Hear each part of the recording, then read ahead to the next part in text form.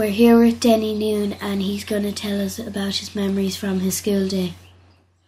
Well, I went to school here way back 45, 46, and there was some argument over the school and that, and we went to Castleblakeney for a couple of years, and then when the school was done up again, we came back to school here.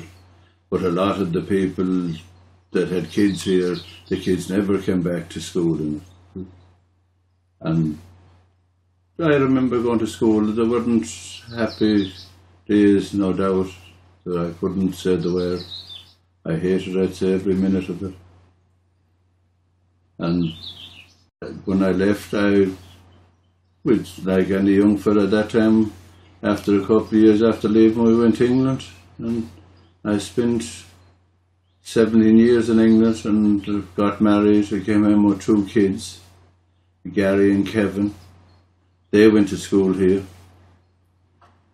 They left school here and they went to school in Garvalley. When we came back from England, I lived in Montpellier, and I moved from Montpellier. We bought the teacher's residence, as it was called then and still is, and I lived there from, I wouldn't be exactly sure, I'd say it was 74, 75 to 77, and I moved into the father's place, the home place, and him and the mother moved to the residence, and lived there until both of them died. The father died over 21 years ago and the mother died over a year ago. This residence is the same as it was since I grew up. Remember, as a child, there was nothing added to it. I remember there was a dry toilet out the back. There was sheds where there used to be 3 cows kept. We used to go up in the afternoon to clean out from the cows and fodder them. Next door in Paddy Keely's field, there was a corner of the field that Paddy gave him where there was cocks of hay that fed the cows for the winter.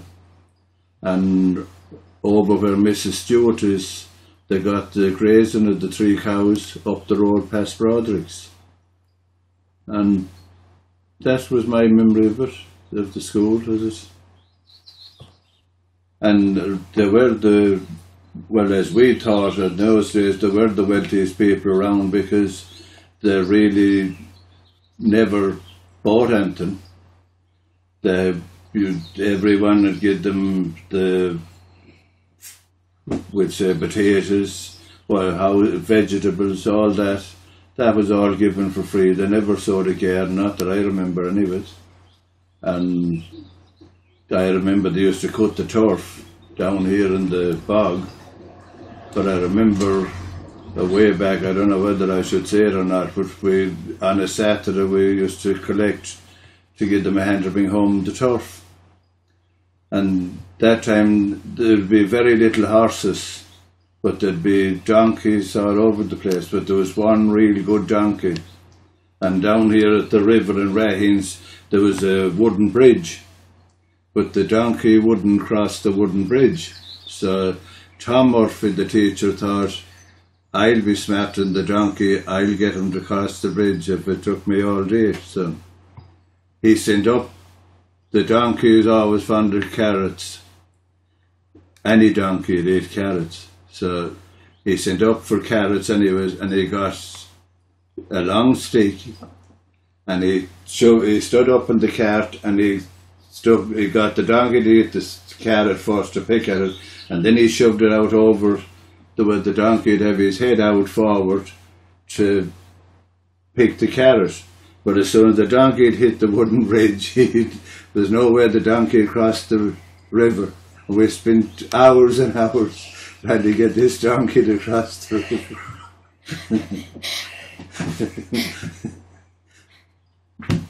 I'd say that's the most of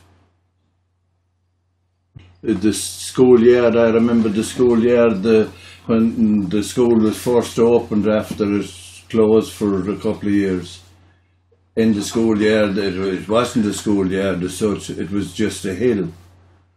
And they dug the foundation for the wall to go all the way around the school, which would be level, but there was a huge hill in the middle. And Father Kenny decided that the school was going to be closed, and they thought they'd have to do something with to repair it. But I remember we had a meeting. I used to be in the board that time. We had a meeting one night that we were going to put in central heating, which we did. They were putting carpet in the school rooms inside, and we levelled the hill.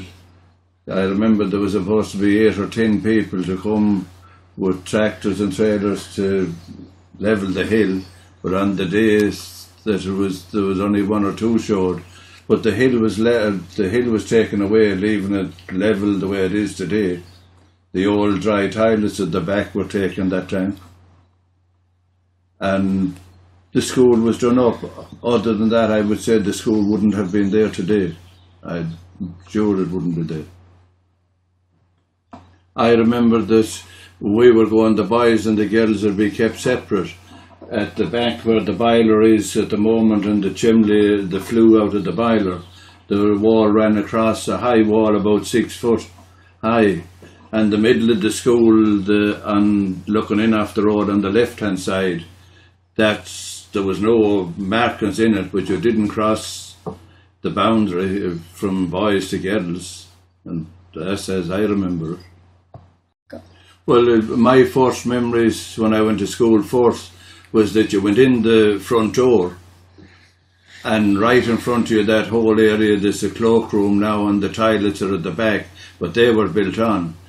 That's where the turf was kept, and everyone that had kids going to school, they'd bring a donkey load of turf and they'd back into the school and throw in the turf. And that's how the school was heated then, way back.